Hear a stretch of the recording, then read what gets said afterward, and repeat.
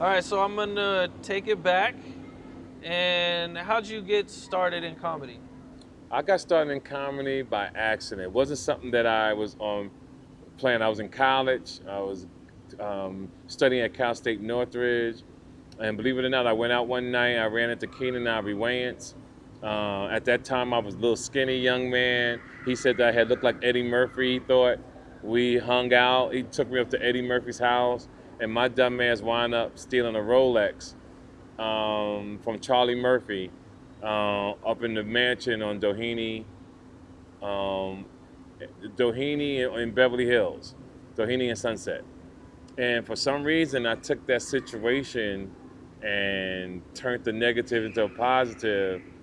And a year later, I was doing stand up. 3 years later, I was doing stand up because that happened in 1982, and I started in 1985 doing stand up. So 3 years later, I was a stand up comedian, and the rest was history.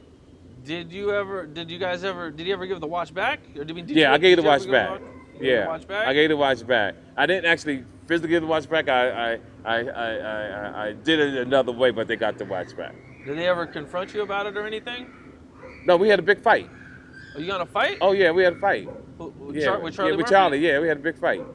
Oh wow. Yeah, Okay. yeah. And then from that moment on, and from 1982 till he died, we never saw each other again. And all those years, even though we're in the comedy world, we never saw each other. Eddie, did you ever run into I Eddie? ran into Eddie maybe one time, but now I'm successful. He had a Rolls Royce, I had a Bentley. So we was pulling up to a club, and I was sitting in the same VIP section he was sitting in. I had a bad bitch breathing on me, had a woman with him. But it felt amazing to me because I was able to tell him I apologize for something that happened in 1982. Because his cousins and all them, we're very close when we see each other. But as a man, I wanted to do that because when you're the young, sometimes you are young and stupid. I was young and stupid. So when I became a man, started getting my own houses, started getting my own things and respecting what I have, I realized even more that when you let someone in your home and they do that to you, that it's extremely disrespectful. So I was able to apologize, and once I got up off my heart, boom, it was the sky's the limit. That's what's up. That's dope. How'd you meet Eazy-E? I met Eazy-E at the LA Forum in Los Angeles, California. He was walking around in the stadium. They was playing his song "We Want Easy," and I walked up to him and like I did with everybody, and really promoted myself and talked about how good I was. And he gave me an opportunity. Him, Dr. Dre, and Ice Cube came to see me perform at the Comedy Store in Sunset, and I destroyed it. And bam, the rest is history. And you ended up going on tour with him. I went on Straight Outta Compton tour. Yes, I did. What was that like for you? Yeah, I thought that tour was amazing. It was a great opportunity. It taught you so much about the rap game, about groupies.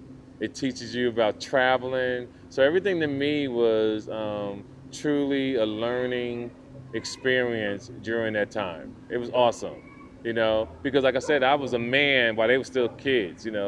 They was like 22, 23. I was like 27, 28 at that time. So I had already been around the country pretty much already. So when we went on tour, I already had women in different cities. I would fly women with me and all that kind of stuff, thinking I was a player. It was fun. Speaking of women, wasn't there something with Ren or something? Yeah. So you've been doing your research. I love it. Yeah. Yeah. So I went to do my check-in sound check at 6 o'clock, and the girl I was with had went shopping. She took a long time to come back to see me, so she finally came later that night. Easy knocked on my door. It was like 1 or 2 o'clock in the morning. He said, come here. And he came out. He said, yo, Ren fucked her. And he fell on the floor and was just rolling down the hallway. It was the funniest shit ever. So I wound up throwing the girl out the room, took her bags, put it outside. Boom, the rest is history. Did you and Ren ever talk about it?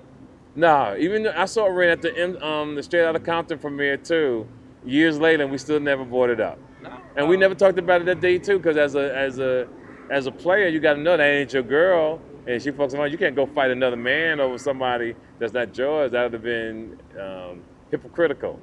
Right. I meant just like jokes about Oh it. no or no no! something like Believe it or that. not, we never talked about it. Oh, okay. Yeah, me and Easy talked about it, but me and Ren never talked about it. What Easy say about it? He laughed. He rolled down the floor. Oh, okay. Yeah, he was hilarious. He did. Yeah, Easy. Believe it or not, Easy was hilarious. He was a funny guy. Oh, okay. Yeah, had great sense of humor. Is there any other funny stories from the tour? No. We was just doing that thing.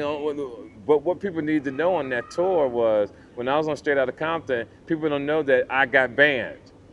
They thought I was more crazy than the group, so they banned me like in 4 cities. In the movie, they had like a crazy scene where they were being with a bunch of chicks and some Yes, dudes pulled that's the same up. hotel we was all in.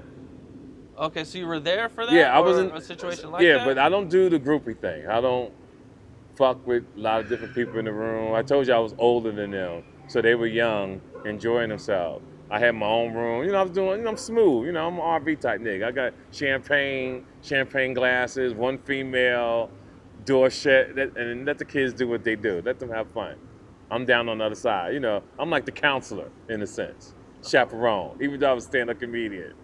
Oh, okay, so you didn't hang with them. No. I didn't Back hang with that them. much. No. Oh, okay.